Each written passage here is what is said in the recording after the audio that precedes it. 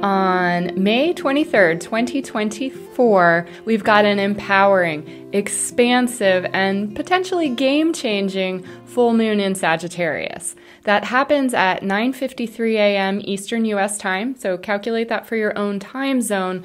But it's not just about this particular full moon in Sagittarius. It's really about this full moon's ruler, Jupiter, and all of the major transits that are happening with Jupiter in late April through late May of 2024. So there are some real game-changing elements to this full moon, but it actually starts a little bit beforehand. So on April 20th, we had that Jupiter-Uranus conjunction in Taurus. I know for some people that really unleashed a lot of chaos.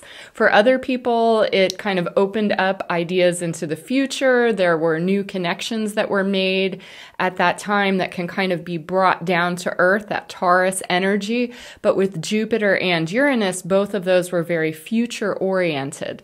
They also seemed to affect people, at least from what I've heard, where if you've been getting kind of that knock, that nudge to change your life, to upgrade for the better, Jupiter's considered the great benefic, Uranus is the liberator. So if you've been kind of hanging back, staying small, and life kind of knocked on your door saying, hey, here's a great opportunity for you, and you didn't take it around the time of April 20th, it seems like that energy kind of clobbered some people.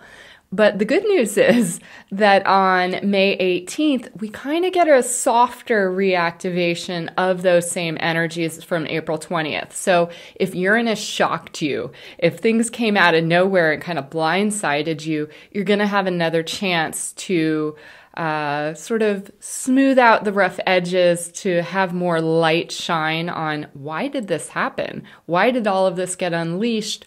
Where's the opportunity?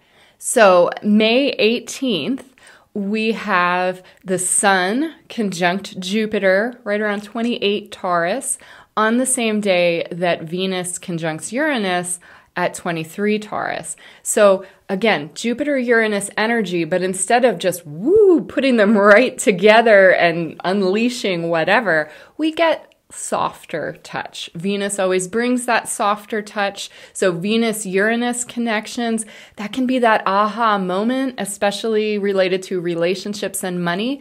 But Venus is considered the lesser benefic. She rules Taurus, so she's extra strong there. She knows how to ground some of that energy that is maybe a little more pie in the sky Uranian.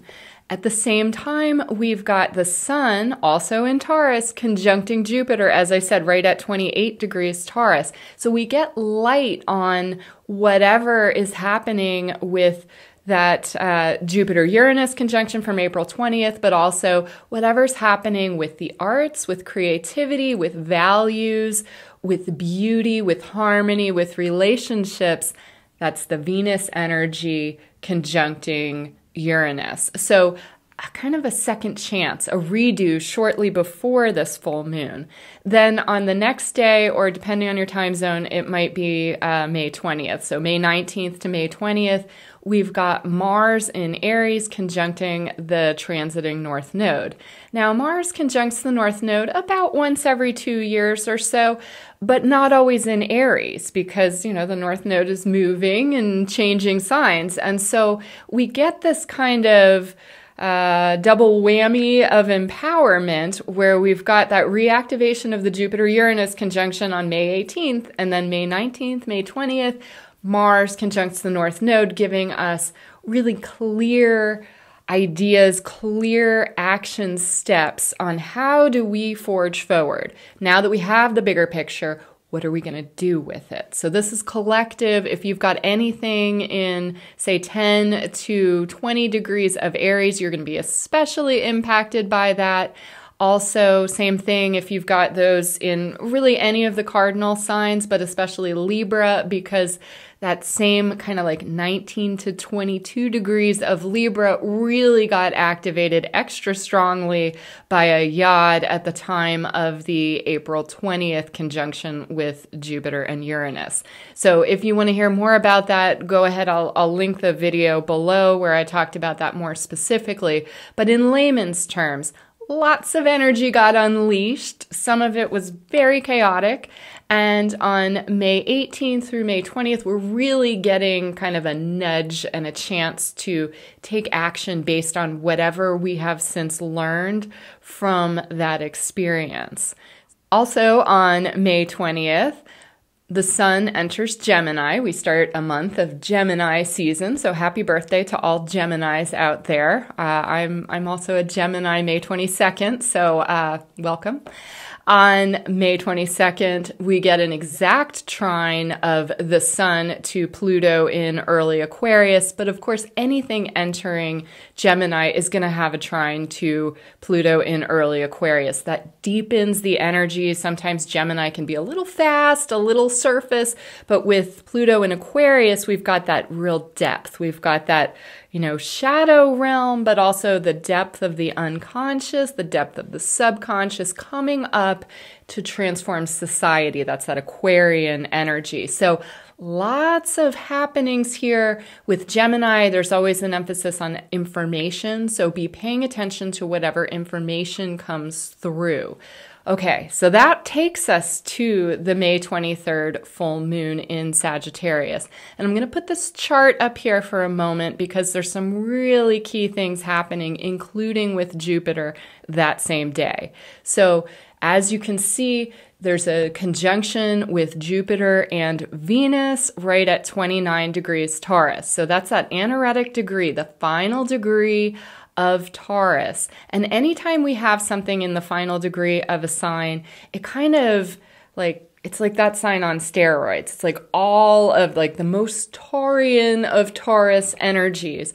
With Venus ruling Taurus, again, already strong. With Jupiter there, Jupiter expands. Whatever he touches, Jupiter magnifies. And so we've got that energy, and we've got it at the same time that Neptune, the ruler of Pisces, is at 29 degrees Pisces. So we have this sextile energy, we have this supportive energy, and it's kind of like last call. Now that is amplified even more so by two objects that are right at 28 and 29 degrees Taurus. So we've got asteroid Karma at 28 degrees Taurus at the time of the full moon, and we've got Pelion at 29 Taurus. So astrologically, Pelion is considered a centaur, but really Pelion is a place. So Pelion is the highest mountain in Thessaly, Greece, and this is where Chiron, the wounded healer, lived. That's where he instructed people on natural healing. And so there's this healing energy, but there's also this mountain, like the biggest mountain, and it's connected with karma. So in order to get from that cusp of Taurus into Gemini, there's some kind of major journey, a major kind of experience that it could be difficult, but it's kind of like the difficult journey that you look back on fondly, where you're like, oh my gosh, we climbed this mountain and it was so hard and it was so, wow, there was all this energy, everything that could have gone wrong, but we made it, we did it. That's kind of the energy. And with Jupiter, you always get this encouragement, you get this optimism, this kind of, I can do it, we can do it. And with Jupiter conjunct Venus, again, both benefic, so Jupiter the greater benefic, Venus the lesser benefic, both conjunct, it's like, yes, we can do it. We have this energy. And with Neptune supporting from the final degree of Pisces, we've also got asteroid Aphrodite there, so the Greek version of Venus, so extra love. Jupiter co-rules Pisces with Neptune, so we've got this dreamy Pisces kind of idealist energy, this highest level of love. And then we've got all the other different kinds of love as well, with both Venus and Aphrodite in there. We've got Mars with passion moving close to the North Node. These are empowering, exciting energies that give us the lift that we need to get over that mountain. And when we do, we've got 0 degrees of Gemini where Sedna is. And Sedna has a very long orbit, hundreds of years. Sedna was in the sign of Taurus since 1966, so 58 years in a sign. When Sedna shifts signs, we feel it. It's a newer discovery, so we don't know exactly how this is going to play out. But Sedna, she is a sea goddess, and there's several different stories about her.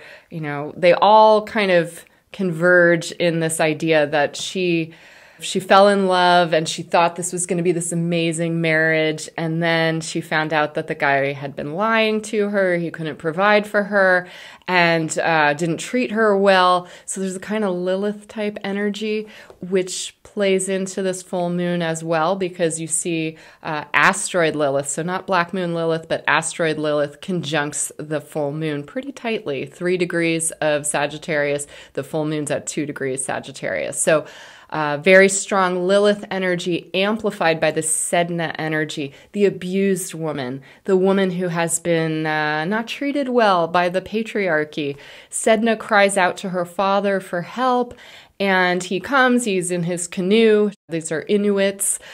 She comes to his canoe. She's like clinging, trying to climb into the canoe, and he chops off her fingers. So very violent betrayal from her father. But in losing her fingers, she becomes her truest self. So she turns into a sea goddess, but her fingers turn into all of these amazing sea creatures. And so we get this like empowering, transformative, like total transformation, metamorphosis kind of energy with Sedna. And that, of course, is really amplified by that trine from Pluto, who is also connected with alchemy and transformation.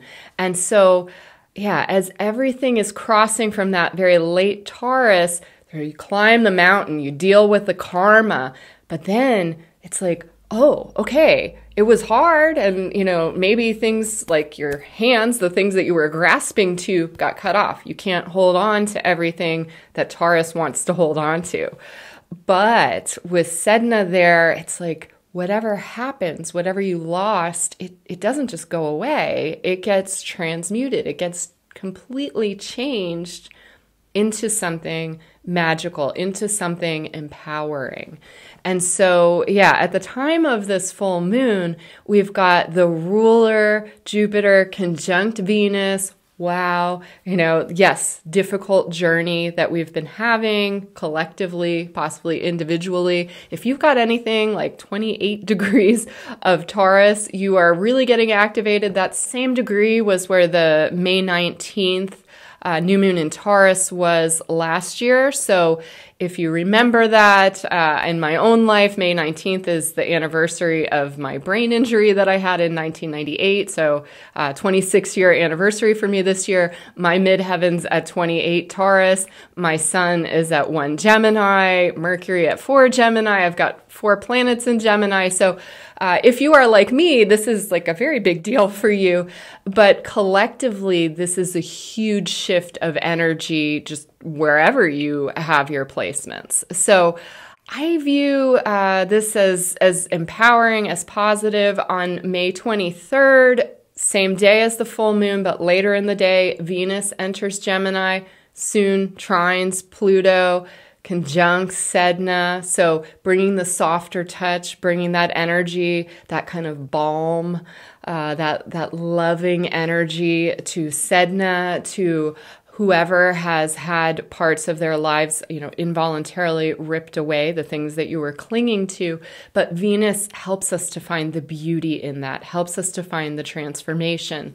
And then 2 days later, May 25th, right after the full moon, Jupiter enters Gemini. Same thing, trining Pluto, conjuncting Sedna. So we get this kind of new energy. Jupiter changes signs about once every year. And so Jupiter in Gemini, like, that's going to increase friendship. It's going to magnify whatever information is available. This is a big transit for writers. If you're doing any kind of writing energy, if you do social media, it could be expansive for that. Jupiter's not necessarily comfortable in Gemini since he rules the opposite sign of Sagittarius or the square sign of Pisces, but still, Jupiter is big. Jupiter is optimistic. Jupiter's empowering and enthusiastic. And so you want to look in your chart of where is Gemini in your chart, and that's going to give you a clue of what is going to get expanded over the next year. So I just wanted to kind of share some of these energies, which are extremely expansive and empowering. The chart that I shared, it's for Washington, D.C., and you can see that at the top, at the midheaven, we've got that North Node Mars conjunction. And so for the United States, that kind of indicates some sort of destiny level course correction, some sort of action that takes place at this time or around this time. Sometimes Mars acts early, so could be up to 10 days ahead. So May 13th through even into early June, we could see that energy of Mars conjuncting the North Node. But again, that's happening in context of all these Jupiter expansions, of all this Venus activity, of this high level Neptune and Pisces energy.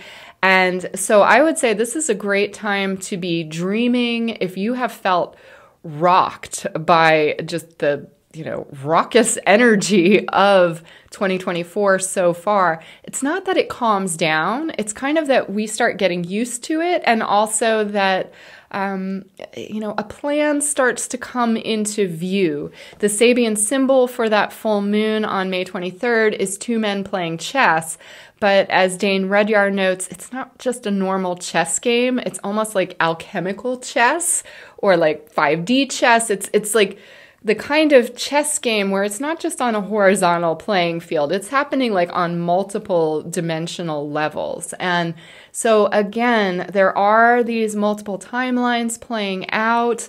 Sometimes things feel very intense when you're being encouraged to upgrade, right? Sometimes we long for things and they take so long to happen that we just kind of settle and we get used to where we're at and we think, oh, it hasn't happened yet. It's never going to happen. Well, the energies around May 23rd, leading up to May 23rd, shortly after May 23rd, they're indicating that, yeah, those things that you've been hoping for, those things that you've maybe lost faith in actually happening, they're coming.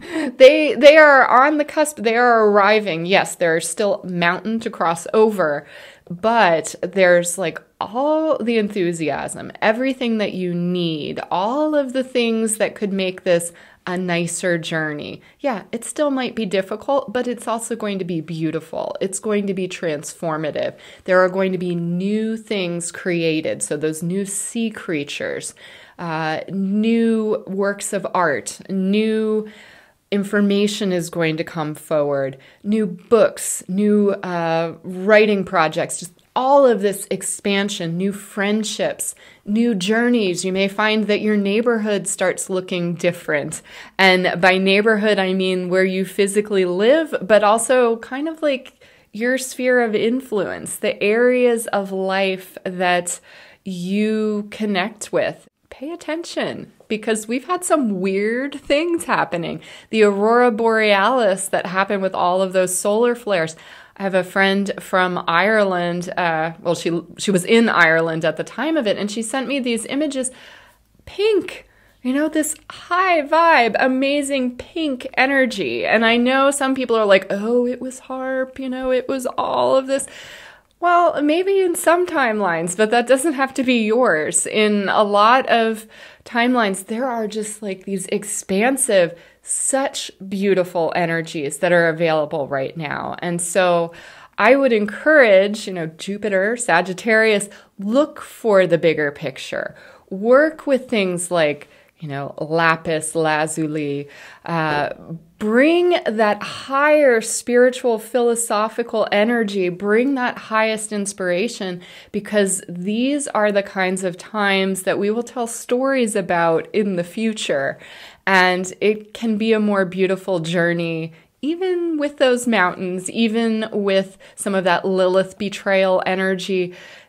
There's a bigger picture happening. And with Jupiter and Sagittarius, we're getting the biggest picture. And so just pay attention to what is trying to come into your life right now. There's a lot of transformation energy. And if you don't like how life has been, this is your time. This is a time when there's so much opportunity, just one after another, to get it right, to tweak it, to really look at what empowers me, what excites me. That's that Mars conjunct North Node. What helps you to be your biggest, boldest, best, most expansive self? Do it. All right. You guys take care. And until next time, I wish you all the very best with all of these expansive energies. All right. Peace.